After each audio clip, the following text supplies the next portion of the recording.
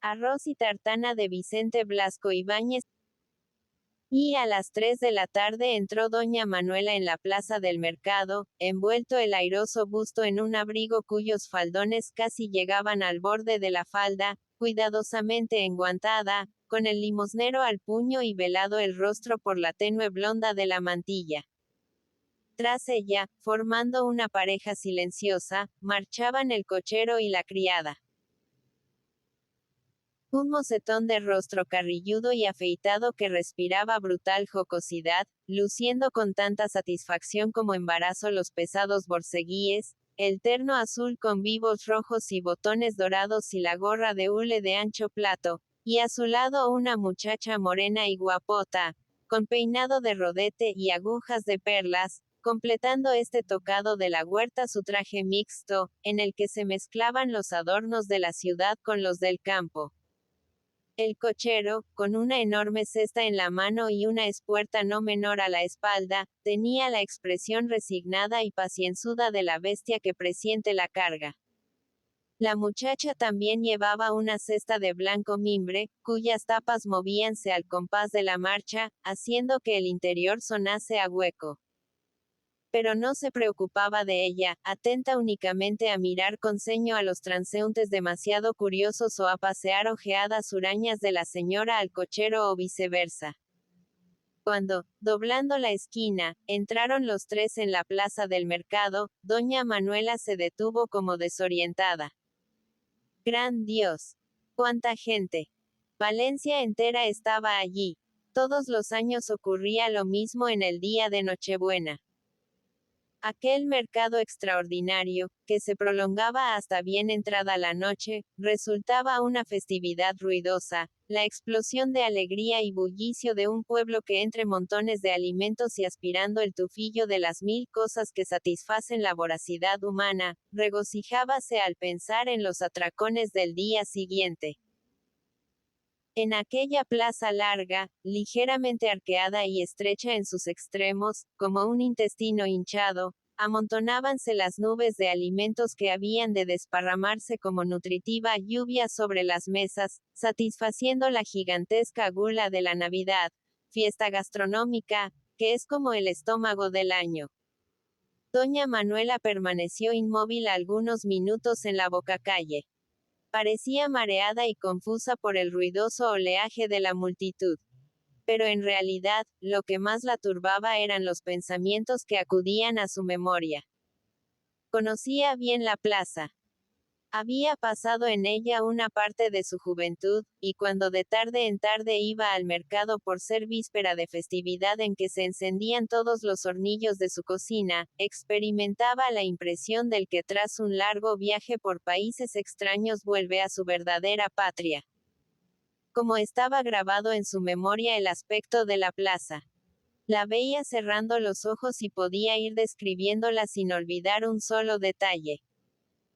Desde el lugar que ocupaba veía al frente la iglesia de los Santos Juanes, con su terraza de oxidadas barandillas, teniendo abajo, casi en los cimientos, las lóbregas y húmedas covachuelas donde los hojalateros establecen sus tiendas desde fecha remota. Arriba, la fachada de piedra lisa, amarillenta, carcomida, con un retablo de gastada escultura, dos portadas vulgares, una fila de ventanas bajo el alero, santos berroqueños al nivel de los tejados, y como final, el campanil triangular con sus tres balconcillos, su reloj descolorido y descompuesto, rematado todo por la fina pirámide, a cuyo extremo, a guisa de veleta y posado sobre una esfera, gira pesadamente el pájaro fabuloso, el popular párdalo con su cola de abanico.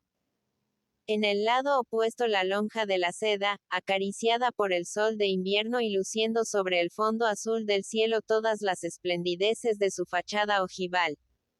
La torre del reloj, cuadrada, desnuda, monótona, partiendo el edificio en dos cuerpos, y estos exhibiendo los ventanales con sus bordados pétreos.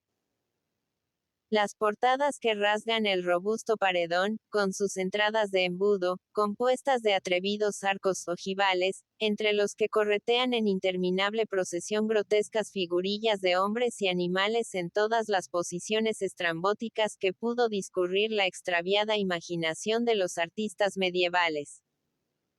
En las esquinas, ángeles de pesada y luenga vestidura, diadema bizantina y alas de menudo plumaje, sustentando con visible esfuerzo los escudos de las barras de Aragón y las enroscadas cintas con apretados caracteres góticos de borrosas inscripciones. Arriba, en el friso, bajo las gárgolas de espantosa fealdad que se tienden audazmente en el espacio con la muda risa del aquelarre, todos los reyes aragoneses en laureados medallones, con el casco de aletas sobre el perfil enérgico, feroz y barbudo.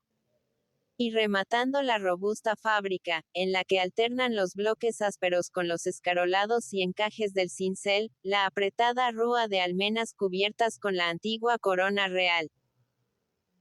Frente a la lonja, el principal, pobrísimo edificio, mezquino cuerpo de guardia, por cuya puerta pasea el centinela arma al brazo, con aire aburrido, rozando con su bayoneta a los soldados libres de servicio, que digieren el insípido rancho contemplando el oleaje de alimentos que se extiende por la plaza.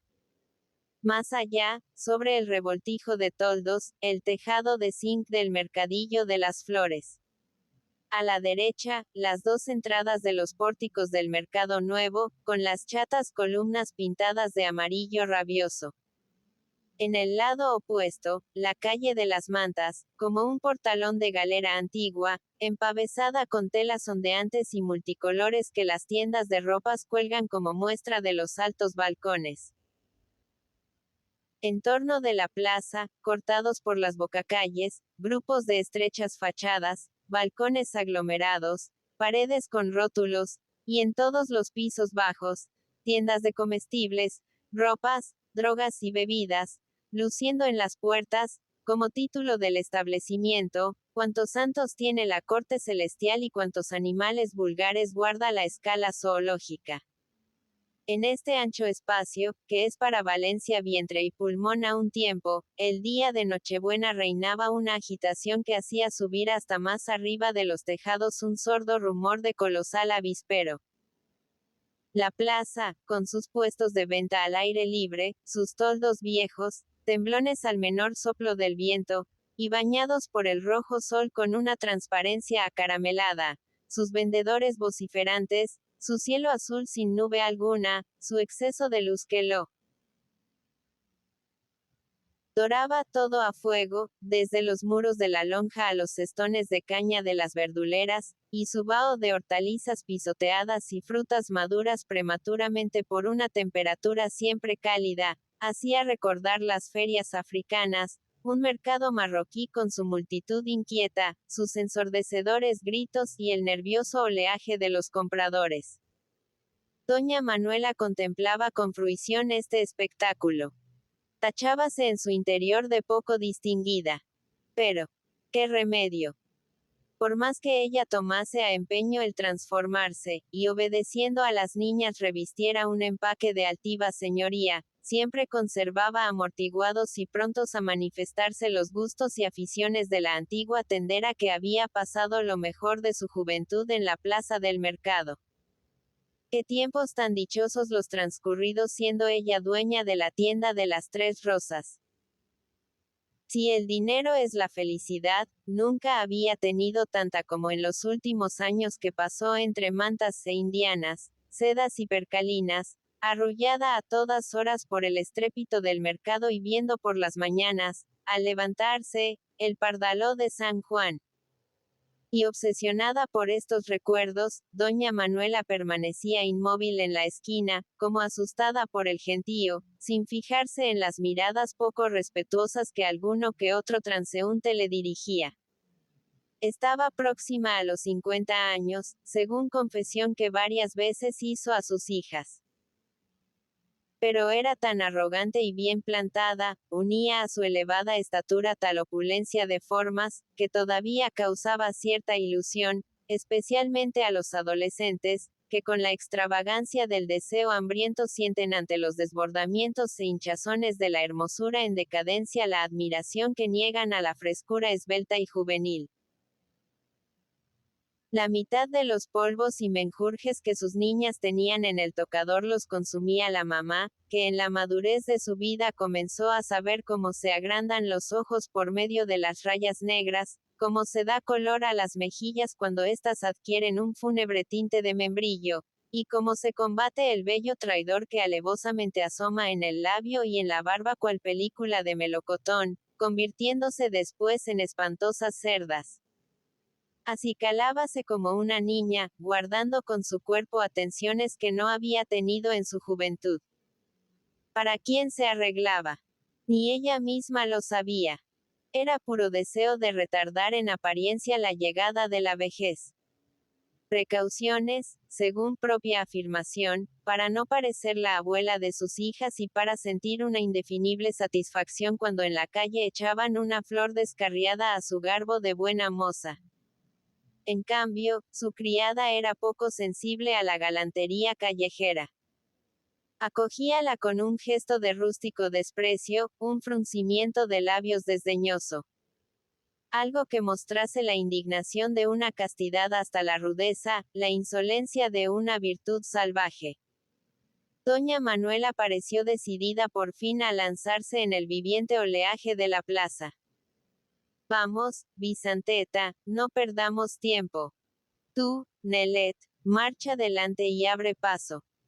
Y el cazurro Nelet, siempre con aire de fastidio, comenzó a andar hendiendo la muchedumbre al través, contestando dignamente con sus brazos de carretero a los codazos y empujones y cubriendo con su corpachón a la señora y la criada. La multitud, chocando cestas y capazos, arremolinábase en el arroyo central. Dábanse tremendos encontrones los compradores. Algunos, al mirar atrás, tropezaban rudamente con los mástiles de los toldos, y más de una vez, los que con el cesto de la compra a los pies regateaban tenazmente eran sorprendidos por el embate brutal y arrollador del agitado mar de cabezas. Algunos carros cargados de hortalizas avanzaban lentamente rompiendo la corriente humana, y al sonar el pito del tranvía que pasaba por el centro de la plaza, la gente apartábase lentamente, abriendo paso al jamelgo que tiraba del charolado coche, atestado de pasajeros hasta las plataformas. Sobre el zumbido confuso y monótono que producían los miles de conversaciones sostenidas a la vez en toda la plaza, destacábanse los gritos de los vendedores sin puesto fijo, agudos y rechinantes unos, como chillido de pájaro pedigüeño, graves y foscos otros, como si ofreciesen la mercancía con mal humor. En medio de este continuo pregonar, entre la descarga de ofertas a grito pelado, destacábanse algunas voces melancólicas y tímidas ofreciendo medias y calcetines. Punto. Eran los sencillos aragoneses, golondrinas de invierno que, al caer las primeras nieves que dejan el campo muerto y el hogar sin pan, levantan el vuelo con su cargamento de lana, y desde el fondo de la provincia de Teruel llegan, a Valencia, ofreciendo lo que la familia fabrica durante el año. Eran los seres pacienzudos, honradotes y laboriosos a quienes la insolencia valenciana designa con el apodo de churros, título entre compasivo e infamante. Robustos, cargados de espalda, con la cabeza inclinada como signo de perpetua esclavitud y miseria, vélaseles pasar lentamente con su traje de paño burdo, estrecho pañizuelo arrollado a las sienes, y entre este y el abierto cuello de la camisa el rostro rojizo, agrietado y lustroso, con espesas cejas y ojillos de inocente malicia. Colgando de los brazos o en el fondo de dos bolsones de lienzo, llevaban las medias de lana burda y asfixiante, los calcetines ásperos que un puñal no podría atravesar. Es el capital de su familia. Lo que la mujer y las hijas han hecho unas veces al sol, guardando las ovejas, y otras de noche, junto a los sarmientos humeantes de la cocina. En la venta del burdo género están las patatas y el pan para todo el año. y soñando con la inmensa felicidad de volver a casa con una docena de duros, zapatos para las hijas y un refajo para la mujer, pasean tristes y resignados por entre el gentío, lanzando a cada minuto su grito melancólico como una queja. Medias y calcetines. El mediero. Doña Manuela iba mal por el arroyo. Causábanle náuseas los carros repletos del estiércol recogido en los puntos de venta. Hortalizas pisoteadas, frutas podridas, todo el fermento de un mercado en el que siempre hay sol. Vamos a la acera, dijo a sus criados. Compraremos primero las verduras. Y subieron a la acera de la lonja, pasando por entre los grupos de gente menuda que, con un dedo en la boca o hurgándose las narices, contemplaba respetuosamente los pastorcillos de Belén y los reyes magos hechos de barro y colorines, estrellas de latón con rabo, pesebres con el niño Jesús, todo lo necesario, en fin, para arreglar un nacimiento. Doña Manuela marchaba por el estrecho callejón que formaban las huertanas, sentadas en silletas de esparto, teniendo en el regazo la mugrienta balanza, y sobre los cestos, colocados boca abajo, las frescas verduras. Allí, los obscuros manojos de espinacas. Las grandes coles, como rosas de blanca y rizada blonda encerradas en estuches de hojas. La escarola con tonos de marfil. Los humildes nabos de color de tierra, erizados todavía de sutiles raíces semejantes a canas. Los apios, cabelleras vegetales, guardando en sus frescas bucles el viento de los campos, y los rábanos, encendidos, destacándose como gotas de sangre sobre el mullido lecho de hortalizas. Más allá, filas de sacos mostrando por sus abiertas bocas las patatas de Aragón, de barnizada piel, y tras ellos los churros, cohibidos y humildes, esperando quien les compre la cosecha, arrancada a una tierra ingrata en fuerza de arañar todo un año sus entrañas sin jugo. Doña Manuela comenzó sus compras, emprendiendo con las vendedoras una serie de feroces regateos, más por costumbre que por economía.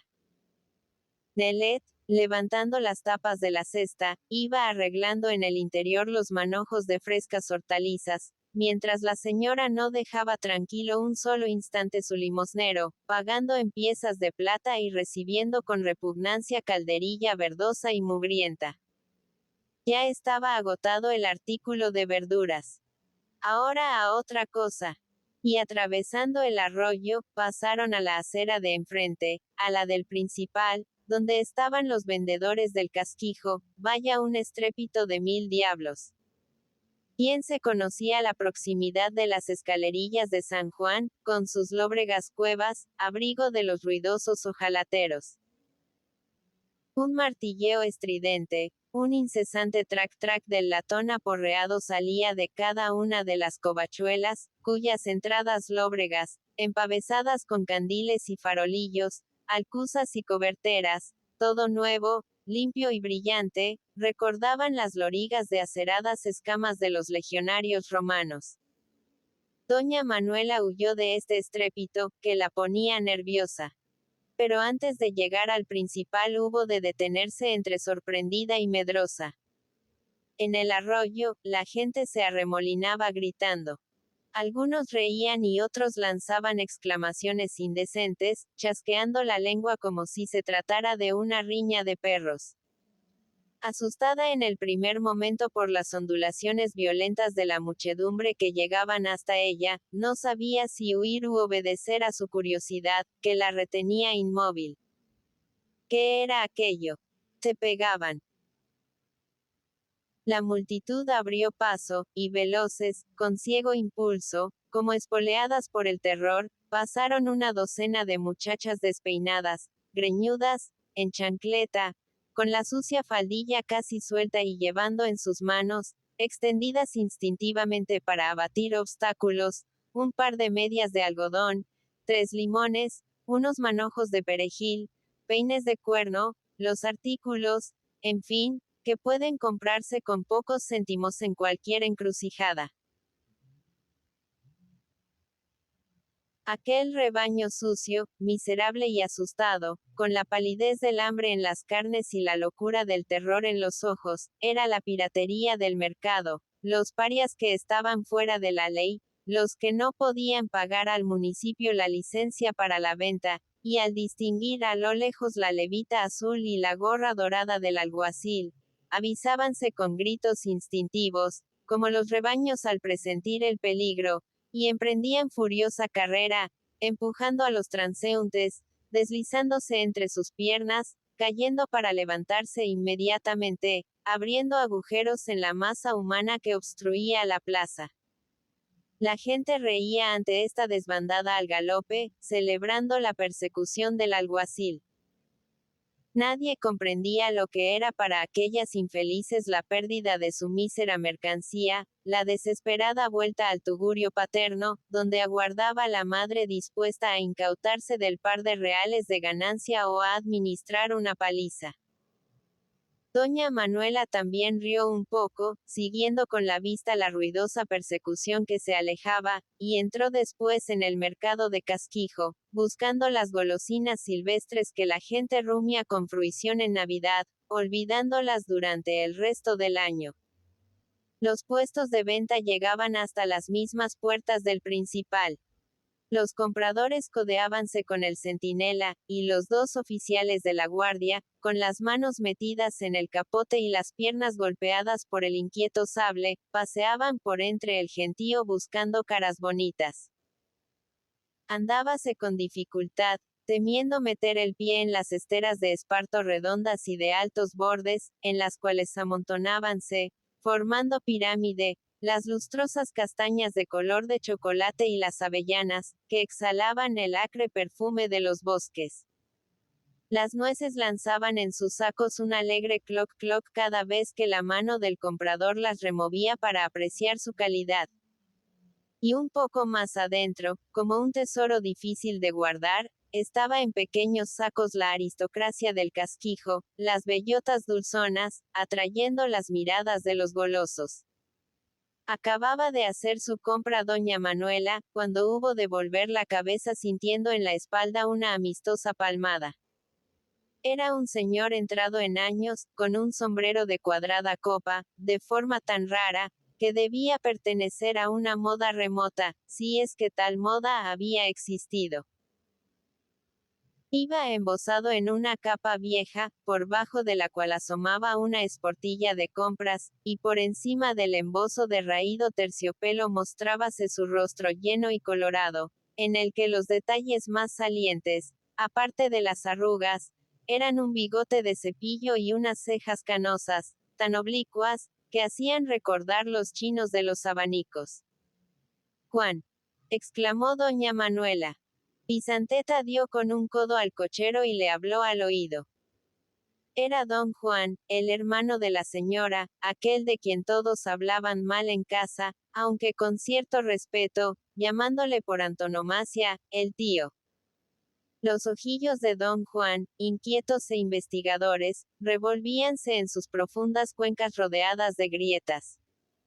Mientras su mirada se perdía en el fondo del capazo que Nelet tenía abierto a sus pies, decía con la risita burlona que a doña Manuela, según confesión propia, le requemaba la sangre. De compras, yo también voy danzando por el mercado hace más de una hora. Válgame Dios, ¿cómo está todo? Comprendo que los pobres no puedan comer. Chica, si empiezas así vas a llevar a casa medio mercado. Esos son bellotas, ¿verdad? Comida de ricos. Quien puede gasta. Eso solo lo compra la gente de dinero. Que tú no compras. Dijo doña Manuela sonriendo, a pesar de que no ocultaba el efecto que le producían las palabras de su hermano. Bien. Yo. Bueno va, a mí nadie me estafa. Y al decir esto miró al vendedor con tanta indignación como si fuese un enemigo del sosiego público. Pero el palurdo, inmóvil y con las manos metidas en la faja, no se dignó reparar en la ferocidad agresiva del avaro. Además, continuó don Juan, ¿para qué quiero yo eso? Los que no tenemos dientes hemos de abstenernos de muchas cosas. Muchas gracias si uno puede comer sopas de ajo si tiene con qué pagarlas. Algo he comprado. Unas pocas castañas y nueces. Pero no para mí, son para Vicenta, que aunque ya es vieja tiene una dentadura envidiable. Poquita cosa. Ya ves tú. Para mí y la criada poco necesitarnos. Además, todo va por las nubes, y dinero hay poco. Ye, ye. Y el viejo reía como si gozase interiormente de repetir a su hermana en todos los tonos que era muy pobre. Vamos, cállate, dijo doña Manuela con voz temblorosa, sin ocultar ya su irritación. Me disgusto cada vez que te oigo hablar de pobreza. Solo falta que me pidas una limosna. Mujer, no te irrites. No quiero hacer creer que necesito limosnas.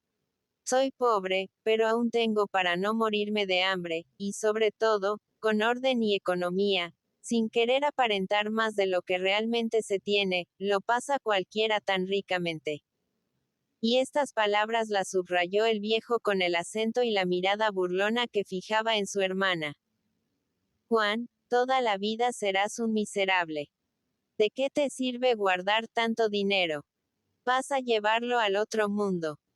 Yo pienso retardar todo lo posible ese viaje, y tiempo me queda para malgastar antes los 4 cuartos que guardo. No quiero que nadie se ría de mí después de muerto. Doña Manuela púsose seria, más que por lo que decía su hermano, por lo que adivinaba en su mirada. Tal vez por esto don Juan cambió de conversación. Ti, Manuela, y Juanito. En la tienda. Si tengo tiempo entraré a verle. Dile que venga mañana. Aunque sea un grandullón, no quiero privarme del gusto de darle el aguinaldo como cuando era un chicuelo. El viejo, al decir esto, ya no mostraba la sonrisa irónica y parecía hablar con sinceridad. También irán a verte las niñas y Rafael. Que vengan. Contestó don Juan, en quien reapareció la mortificante sonrisa. Les daré una peseta de aguinaldos. Lo único que se puede permitir un tío pobre. Calla, avaro. Me avergüenzas. Eres capaz de morirte de hambre por no gastar un céntimo. ¿Por qué no vienes a comer con nosotros mañana? El tono festivo y cariñoso con que ella dijo estas palabras alarmó más a don Juan que la seriedad irritada de momentos antes. Bien. Yo tengo hechos mis preparativos. No quiero ofender a mi vieja Vicenta, que se propone lucirse como cocinera. Mira, también yo gasto, aunque soy un pobre. Y al decir esto, señalaba a un pillete mandadero, inmóvil a corta distancia, con un capón gordo y lustroso en los brazos. Doña Manuela avanzó el labio superior en señal de desprecio. Valiente compra. Y eso es para todas las Pascuas. No te arruinarás. Ni llenarás mucho el estómago. No todos son tan ricos como tú, marquesa, ni pueden ir a la compra con un par de criados. Únicamente los que tienen millones pueden ser rumbosos. Y tras estas palabras, que debían encerrar mortificante intención, don Juan se despidió, como si deseara que su hermana quedase furiosa contra él. Adiós, Manuela. Que compres mucho y bien. Adiós, avaro. Y los dos hermanos se separaron sonriendo, como si cambiaran frases cariñosas y en su interior rebosase el afecto. La señora siguió adelante, pasando por entre los puestos de la miel, donde aleteaban las avispas, apelotonándose sobre el barniz de las pequeñas tinajas. Doña Manuela iba siguiendo los callejones tortuosos formados por las mesas cercanas al mercadillo de las flores. Allí estaba toda la aristocracia del mercado, la sangre azul de la reventa, las mozas guapas y las matronas de tez tostada y espléndidas carnes, con su aderezo de perlas y pañuelo de seda de vivos colores. Doña Manuela continuaba haciendo sus compras, deteniéndose ante los productos raros y extraños para la estación que puede ofrecer una huerta fecunda, cuyas entrañas jamás descansan y que el clima convierte en invernadero. En lechos de hojas estaban alineados y colocados con cierto arte los pimientos y tomates, con sus rubicundeces falsas de productos casi artificiales. Los guisantes en sus verdes fundas. Todo apetitoso y exótico, pero tan caro, que al oír sus precios retrocedían con asombro los buenos burgueses que por espíritu de economía iban al mercado con la espuerta bajo la raída capa. Los dos criados encontraban cada vez más pesadas sus cestas, y seguían con dificultad a la señora al través del gentío compacto e inquieto que se agitaba a la entrada del mercado nuevo, cuyos pórticos, en plena tarde de sol, tenían la lobreguez y humedad de una boca de cueva. Allí era donde resultaba más insufrible el monótono zumbido del mercado. El techo bajo de los pórticos repercutía y agrandaba las voces de los compradores. Un hedor repugnante de carne cruda impregnaba el ambiente, y sobre la línea de mostradores ostentábanse los rojos costillares pendientes de garfios, las piernas de toro con sus encarnados músculos asomando entre la amarillenta grasa con una armonía de tonos que recordaba la bandera nacional, y los cabritos desollados, con las orejas tiesas, los ojos llorosos y el vientre abierto, como si acabase de pasar un Herodes exterminando la inocencia. Mientras tanto, las cestas de Nelet y Vicenteta se llenaban hasta los bordes, y en el rostro de los dos criados iba marcándose el gesto de mal humor. Vaya a una compra. El bolso de doña Manuela parecía un cántaro sin fondo que iba regando de pesetas todo el mercado. Abandonaron las carnicerías para entrar en el mercado de la fruta, entre los dos pórticos. La gente arremolinábase en las entradas, y allí fue donde doña Manuela se dio cuenta por primera vez de la molesta persecución que sufría. Había sentido varias veces una tímida mano deslizándose más abajo de su talle. Pero ahora era más. Era un pellizco desvergonzado lo que venía a atormentarla audazmente en sus redondeces de buena moza. Volvió rápidamente la cabeza. Y mire usted que estaba bien. Un señor venerable, con cara de santito, entretenerse en tales porquerías.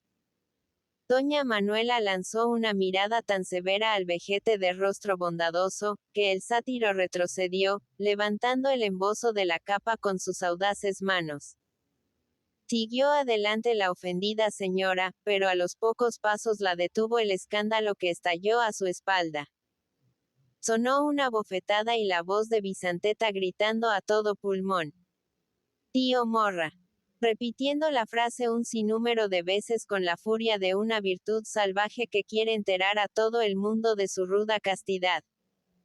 La gente parábase entre asombrada y curiosa, el cochero reía abriendo sus quijadas de a palmo, y el vejete, cabizbajo, como si todo aquello no rezase con él, escurríase discretamente entre el gentío. Era que la amazona de la huerta, al sentir el primer pellizco del viejo pirata, había contestado con una bofetada, contenta en el fondo de que alguien pusiera a prueba su virtud. La señora la hizo callar, muy contrariada por el escándalo, y siguieron la marcha, mientras Nelet, alegre por este incidente que rompía lo monótono de las compras, preguntaba como un testarudo a la muchacha en qué sitio la habían pellizcado, y sentía un escalofrío de gusto cada vez que ella, ruborizándose, le llamaba animal y descarado. La peregrinación prosiguió a lo largo de unas mesas en las cuales, bajo toldos de madera, estaban apiladas las frutas del tiempo. Las manzanas amarillas con la transparencia lustrosa de la cera. Las peras cenicientas y rugosas atadas en racimos y colgantes de los clavos. Las naranjas doradas formando pirámides sobre un trozo de arpillera, y los melones mustios por una larga conservación, estrangulados por el cordel que los sostenía días antes de los costillares de la barraca, con la corteza blanducha, pero guardando en su interior la frescura de la nieve y la empalagosa dulzura de la miel. A un extremo del mercadillo, cerca del repeso, los panaderos con sus mesas atestadas de libretas blancas y morenas, prolongadas unas, como barcos, y redondas y con festones otras, como bonetes de paje. Y un poco más allá, los tíos de Elche mostrando sus enormes sombreros tras la celosía formada por los racimos de dátiles de un amarillo rabioso. Cuando la señora y sus criados volvieron a la gran plaza, detuviéronse en la entrada del mercadillo de las flores. Un intenso perfume de heliotropo y violeta salía de allí, perdiéndose en la pesada atmósfera de la plaza. Doña Manuela estaba inmóvil, repasando mentalmente sus compras para saber lo que faltaba. La muchedumbre se agitó con nervioso oleaje, despidiendo gritos y carcajadas. Ahora, las chicuelas que vendían sin licencia corrían perseguidas hacia la calle de San Fernando, y otra vez el rebaño de la miseria, greñudo, sucio, con las ropas caídas, pasó azorado y veloz con triste chancleteo, arrollándolo todo, mostrando la palidez del hambre a la muchedumbre glotona y feliz. Doña Manuela dio sus órdenes. Podían regresar los dos a casa y volver Nelet con la espuerta vacía. Quedaba por comprar el pavo, los turrones y otras cosas que tenía en memoria. Ella aguardaría en la tienda. Y esta palabra bastó para que la entendieran, pues en casa de doña Manuela, la tienda era por antonomasia el establecimiento de las Tres Rosas, y fuera de ella no se reconocía otra tienda en Valencia. Colocada entre la calle de San Fernando y la de las Mantas, en el punto más concurrido del mercado, participaba del carácter de estas dos vías comerciales de la ciudad. Era rústica y urbana a un tiempo. Ofrecía a los huertanos un variado surtido de mantas, fajas y pañuelos de seda, y a las gentes de la ciudad las indianas más baratas, las muselinas más vistosas. Ante su mostrador desfilaban la bizarra labradora y la modesta señorita, atraída por la abundancia de géneros de aquel comercio a la pata la llana que odiaba los reclamos, ostentando satisfecho su título de casa fundada en 1832, y cifraba su orgullo en afirmar que todos los géneros eran del país, sin mezcla de tejidos ingleses o franceses. Doña Manuela detúvose al llegar frente a la tienda y abarcó su exterior con una ojeada.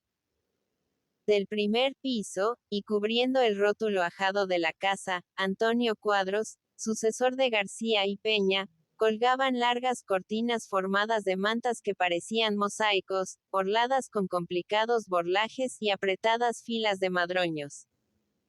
Fajas obscuras, matizadas a trechos con gorros rojos y azules prendidos con alfileres. Pañuelos de seda con piezas de docena, ondulados como nacarado oleaje, y percales estampados, mostrando pájaros fantásticos y ramajes quiméricos con rabiosos colorines que conmovían placenteramente a las bellezas de la huerta. En el escaparate central estaba la muestra de la casa, lo que había hecho famoso al establecimiento. Un maniquí vestido de labradora, con tres rosas en la mano, que al través del vidrio, mirando a los transeúntes con ojos cristalinos, les enviaba la sonrisa de su rostro de cera, punteado por las huellas de 100 generaciones de moscas. Doña Manuela entró en la tienda. El mismo aspecto de otros tiempos, aunque con cierto aire de restaurada frescura.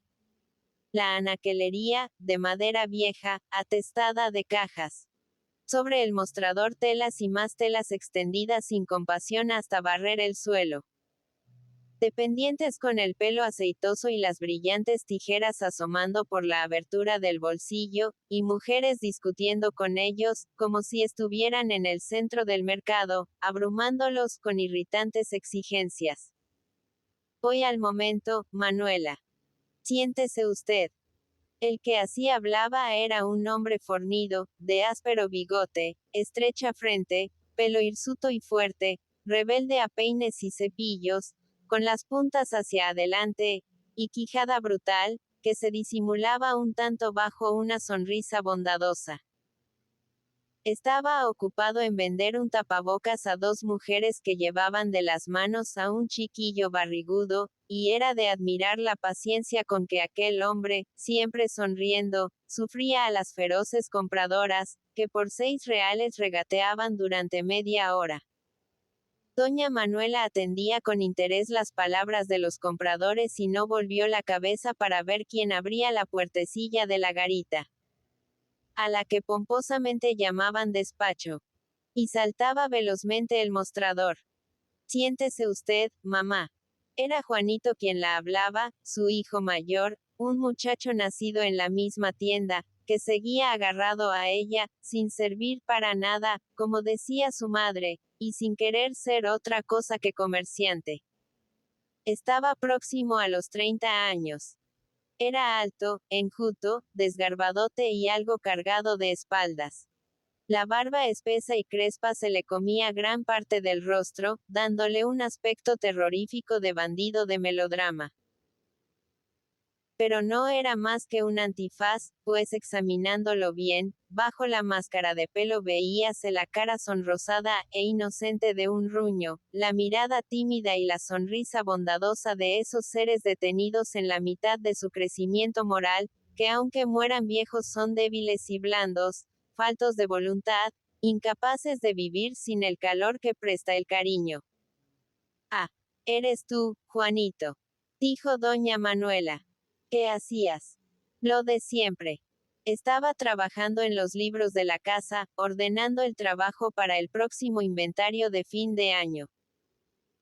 Y Juanito, que hablaba con cierto entusiasmo de sus tareas, y en menos de 20 palabras mezcló varias veces el debe y el haber, vióse interrumpido por su principal, don Antonio Cuadros, que tras media hora de regateo acababa de vender el tapabocas para el chicuelo panzudo. Pero siéntese usted, Manuela. A menos que quiera usted molestarse subiendo al entresuelo. Teresa se alegrará de verla. No, Antonio. Otro día vendré con menos prisa. He entrado para esperar a Nelet y continuar las compras. Pues entonces bajará ella. Muchacho, avisa a la señora que está aquí doña Manuela. Un aprendiz lanzóse a la carrera por una puertecilla oscura que se abría en la anaquelería. Una de esas gargantas de lobo que dan entrada a pasillos y escaleras estrechas, infectas como intestinos, que solo se encuentran en las casas donde las necesidades del comercio y la aglomeración de mercancías disputan a las personas el terreno palmo a palmo. Sentáronse los tres en sillas de lustrosa madera, y doña Manuela, por costumbre, habló de los negocios y de lo malos que estaban los tiempos. Eterno tema alrededor del cual giran todas las conversaciones de una tienda. Don Antonio sacaba a luz todo un arsenal de afirmaciones que, a fuerza de repetidas, habían pasado a ser lugares comunes. Mal iba todo, y la culpa la tenía el gobierno, un puñado de ladrones que no se preocupaban de la suerte del país.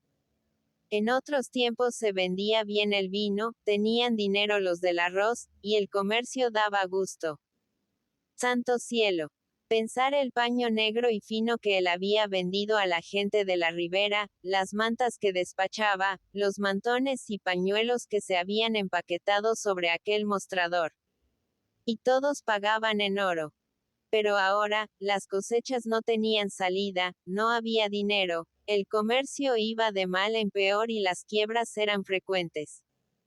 Él aún iba tirando. Pero si la cosa continuaba de tal modo, acabaría por cerrar la tienda y morir en el hospital. ¿Qué tiempos aquellos, Manuela? Cuando vivía el padre de este. Señalando a Juan. Y yo era solo primer dependiente. Entonces, aunque me esté mal el decirlo, todos los años, al hacer el inventario, quedaban 2 o 3 mil duritos para guardar. Oh, aunque me esté mal el decirlo. Usted pilló los buenos tiempos. No es eso, Manuela. Pero Manuela se limitaba a callar y a sonreír. Todo aquello, aunque a don Antonio, le estaba mal el decirlo, lo había dicho y repetido cuantas veces hablaba con la viuda de su antiguo principal. Y en cuanto a su muletilla, aunque le estaba mal el decirlo, gozaba el privilegio de poner nerviosa a doña Manuela, que tenía por tonto rematado a su antiguo dependiente.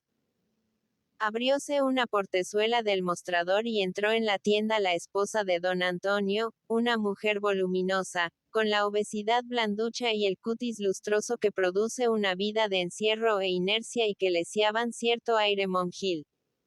La bondad extremada hasta la estupidez retratábase en su eterna sonrisa y en la mirada de sus ojos claruchos.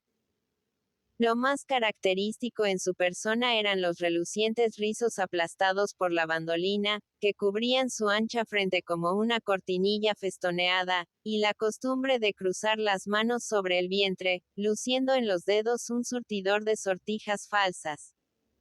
Hubo besos y abrazos sonoros, pero notábase en las dos mujeres cierta desigualdad en el trato, como si entre ambas se interpusiera la ley de castas.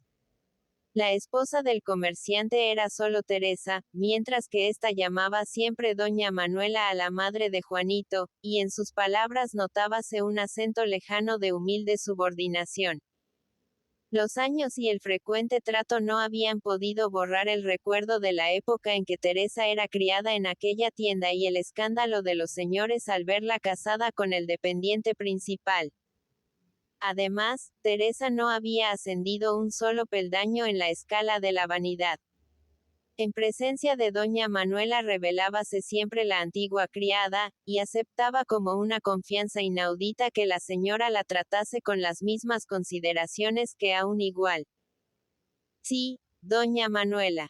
Antonio y yo hace tiempo que pensarnos visitarla a usted y a las niñas. Pero estamos siempre tan ocupados. Vaya, vaya. ¡Qué sorpresa! Cuánto me alegro de verla. Y con esto se agotó el repertorio de frases de la buena mujer, que se sentía cohibida en presencia de la señora, hablando poco por temor a decir disparates y atraerse el enojo del esposo, a quien admiraba como modelo de finura y bien decir. ¿Y cómo van las compras?, apuntó don Antonio al notar el mutismo de su compañera. Esta ha salido por la mañana a hacer la provisión de Pascuas y ha encontrado los precios por las nubes. Calle usted, Antonio. 10 duros me he dejado en esa plaza, y aún me falta lo más importante. A propósito. Cámbienme ustedes este billete de 50 pesetas. Y Juanito, que hasta entonces había permanecido silencioso, contemplando a su madre con la misma expresión de arrobamiento que si fuese un amante, se apresuró a cumplir su deseo, y casi la arrebató el ajado billete que había sacado del limosnero, corriendo después al mostrador. «¿Cómo la quiere a usted ese chico, Manuela?», dijo el comerciante. «No puedo quejarme de los hijos. Juanito es muy bueno. Pero ¿y Rafael? Cada vez estoy más orgullosa de él. ¡Qué guapo! Es el vivo retrato de su padre, el segundo marido de usted». Estas palabras de Teresa debieron halagar mucho a la señora, pues correspondió a ellas con una sonrisa. «Pero oiga usted, Manuela. Tengo entendido que Rafael le da muchos disgustos. Algo hay de eso. Pero, ¿qué quiere usted, Antonio? Cosas de la edad. A la juventud hay que dejarla divertirse. Por eso es tan elegante y tiene buenas relaciones. Pero no estudia ni hace nada de provecho», dijo el comerciante, con la inflexibilidad de un hombre dedicado al trabajo. «Ya estudiará. Talento le sobra para ser sabio. Su padre fue un tronera y vea usted a dónde llegó». Y doña Manuela dijo esto con el mismo énfasis que si fuese la viuda de un hombre eminentísimo. Juan había vuelto con el cambio del billete en monedas de plata, y su presencia hizo variar la conversación. Doña Manuela habló de la cena que aquella noche daba en su casa. Las niñas, Rafael y Juanito, unos amigos de aquel. En fin, un buen golpe de gente joven y alegre, que bailaría, cantaría y sabría divertirse sin faltar a la decencia, hasta llegar la hora de la misa del gallo. También esperaba que fuese Andresito, el hijo de don Antonio, un muchacho paliducho y mimado, vástago único, que cursaba el segundo año de Derecho, hacía versos, y en compañía de Juanito iba muchas veces a casa de doña Manuela, con fines no tan ocultos que ésta no torciese el gesto manifestando disgusto. Y después de haber nombrado al hijo de la casa, volvía a insistir sobre los amigos de su Rafael, todos gente distinguida, chicos de grandes familias, que asistían a sus reuniones y organizaban fiestas con las que se pasaba alegremente el tiempo. Esta época, amigo Antonio, es muy diferente de la nuestra. Ahora, a los 20 años se sabe mucho más y se conoce la vida. Hay que dar a la juventud lo que le pertenece, aunque rabien los rancios como mi hermano o el bueno de don Eugenio. Y, a propósito, ¿qué es de don Eugenio?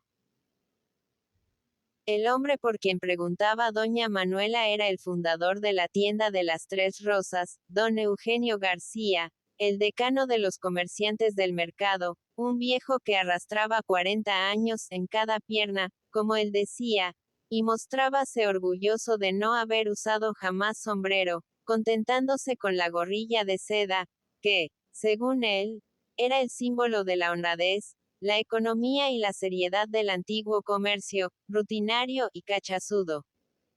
La tienda había pasado de sus manos a las del primer marido de doña Manuela, y de este a su actual dueño. Pero don Eugenio no había dejado de vivir un solo día en aquella casa, fuera de la cual no comprendía la existencia. Como un censo redimible solo por la muerte, se habían impuesto los dueños de la tienda la obligación de mantener y dar albergue a don Eugenio, el cual, siguiendo sus costumbres independientes de solterón áspero y malhumorado, entraba y salía sin decir una palabra. Comía lo que le daban. En los días que hacía buen tiempo paseaba por la Alameda con un par de curas tan viejos como él, y cuando llovía o el viento era fuerte, no salía de la plaza del mercado e iba de tienda en tienda con su gorra de seda, su capita azul y su bastón muleta, para echar un párrafo con los veteranos del comercio reposado y a la antigua, cuyas excelencias eran el tema obligado de la conversación.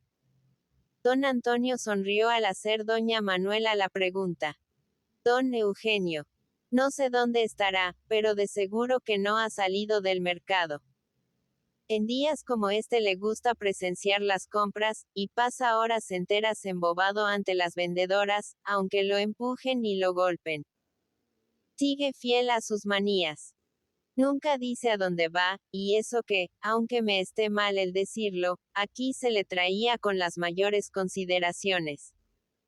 Doña Manuela se levantó al ver en una de las puertas a Nelet, que volvía de casa con la espuerta vacía. Buenas tardes. Aún tengo que hacer muchas compras. Adiós, Antonio. Un beso, Teresa. Y no olviden ustedes que esperamos a Andresito esta noche. Adiós, Juan. La esposa de Cuadros recibió con satisfacción infantil los 2 sonoros besos de doña Manuela, y ella, lo mismo que Juanito, siguieron con amorosa mirada a la gallarda señora en su marcha entre el gentío del mercado. Otra vez las compras.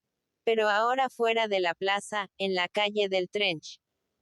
Allí estaban las gallineras en sus mesas empavesadas de aves muertas colgando del pico, con la cresta desmayada, y cayéndoles como faldones de dorada casaca las rubias mantecas. Las salchicherías exhalaban por sus puertas acre olor de especias, con cortinajes de seca longaniza en los escaparates y filas de jamones tapizando las paredes. Las tocinerías tenían el frontis adornado con pabellones de morcilla y la blanca manteca en palanganas de loza, formando puntiagudas pirámides de sorbetes, y los despachos de los atuneros exhibían los aplastados bacalaos que resuman sal, las tortugas, que colgantes de un garfio patalean furiosas en el espacio, estirando fuera de la concha su cabeza de serpiente. las pintarrajeadas magras del atún fresco, y las ristras de colmillos de pez, amarillentos y puntiagudos, que las madres compran para la dentición de los niños. Doña Manuela estaba poseída de una embriaguez de compras, e iba de un punto a otro sin cansarse de derramar la plata ni de llenar la espuerta de Nelet, a cuyo fondo iban a parar el fresco solomillo, las ricas morcillas para la pantagruélica olla de Navidad, los legítimos garbanzos del saúco comprados al choricero extremeño, y otros 1000 artículos para cuya adquisición era necesario sufrir los empellones y groserías de una muchedumbre famélica que parecía prepararse para las carestías de un largo sitio. Todavía faltaba lo más importante. El pavo, protagonista de la gastronómica fiesta. Y la señora y su cochero, empujados rudamente por la corriente humana, atravesaron una profunda portada semejante a un túnel, viéndose en el cló, en la plaza redonda, que parecía un circo con su doble fila de balcones. Sobre el rumor del gentío, que encerrado y oprimido en tan estrecho espacio tenía bramidos de amor tempestuoso, destacábase el agudo chillido de la aterrada gallina, el arrullo del palomo, el trompeteo insolente del gallo, matón de roja montera, agresivo y jactancioso, y el monótono y discordante quejido del triste pato, que, vulgar hasta en su muerte, solo conseguía atraerse la atención de los compradores pobres. Sobre el suelo, con las patas atadas, recordando tal vez en aquella atmósfera de sofocación y estruendo las tranquilas llanuras de la Mancha o las polvorientas carreteras por donde vinieron siguiendo la caña del conductor, estaban los pavos, con sus pardas túnicas y rojas caperuzas, graves, melancólicos, reflexivos, formando coro como conclave de sesudos cardenales y moviendo filosóficamente su moco inflamado, para lanzar siempre el mismo cloc cloc cloc prolongado hasta lo infinito. Doña Manuela buscó lo más raro y costoso del mercado. 3 pares de perdices, que bailoteaban con descoco dentro de una jaula, mostrando sus polonesas encarnadas. Pisanteta las arreglaría para la cena de la noche. Después compró el pavo, un animal enorme que Nelet cogió con cariño casi fraternal, después de tentarle varias veces los muslos con una admiración que estallaba en brutales carcajadas. Fuera de allí, la señora deseaba salir del cló, donde la gente se codeaba con la mayor grosería y por 2 veces había estado su velo próximo a rasgarse. Ella y Nelet, que marchaban con cuidado para librar al pavo de tropezones, entraron otra vez en el trench, buscando los postres, la tiendecilla del turronero establecido en un portal. Allí estaba el de Gijona, con sombrerón de terciopelo, traje de paño negro y el ancho cuello de la camisa sujeto por un broche de plata. Al lado la mujer, con su rostro redondo y sonrosado de manzana y el pelo estirado cruelmente hacia la nuca, cayendo en gruesa trenza por la espalda sobre la pañoleta de vistosos colores. La mesa blanca, de inmaculada pureza, sustentaba, formando columna, las cajitas de áspera película conteniendo el harinoso turrón, los cajones de peladillas y las uvas puntiagudas, hábilmente conservadas, lustrosas y transparentes, como de cera, y con un delicado color de ámbar. Cuando doña Manuela volvió a entrar en el mercado comenzaba a anochecer y la concurrencia aumentaba por momentos. Todas las bocacalles vomitaban gentío dentro de la plaza, en la que el crepúsculo sembraba a miles los puntos luminosos. Brillaba el gas en las tiendas. Las vendedoras importantes encendían sus grandes reverberos de latón, y las pobres huertanas contentábanse con una vela de cebo resguardada por un cucurucho de papel. ¡Qué bonito! Mira, Nelet. Y la señora permaneció algunos instantes contemplando el aspecto fantástico de la plaza con tan original iluminación. Una lluvia de estrellas había caído sobre el mercado. Los empujones de la multitud la volvieron a la realidad. Fue a salir de la plaza, cuando otra vez la detuvo el escuadrón perseguido de chicuelas vendedoras. Ahora no corrían. Marchaban al paso, tímidas, anonadadas, haciendo comentarios en voz baja, siguiendo de lejos a una compañera infeliz que, retorciéndose y gritando como una fierecilla en el cepo, era arrastrada por un alguacil.